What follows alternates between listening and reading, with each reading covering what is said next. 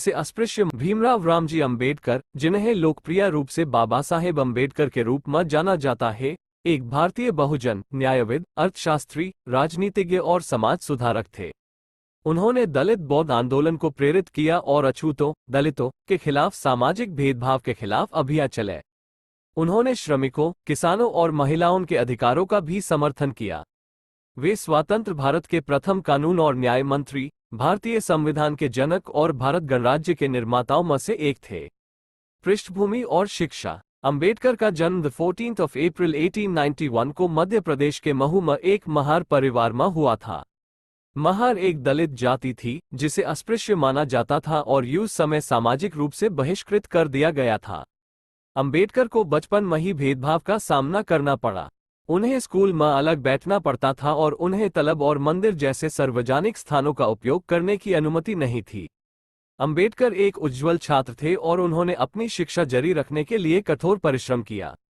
उन्होंने 1912 में एल्फिंस्टन कॉलेज, मुंबई से स्नातक की उपाधि प्राप्त की और 1916 में कोलंबिया विश्वविद्यालय से अर्थशास्त्र में मास्टर डिग्री प्राप्त की।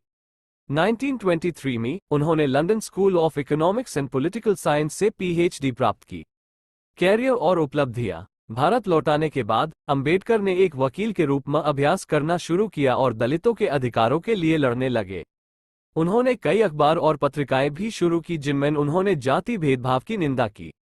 1927 में अंबेडकर ने महाद सत्याग्रह का नेतृत्व किया, जिसमें दलितों ने एक सार्वजनिक तलब का उपयोग करने के अपने अधिकार के लिए विरोध किया।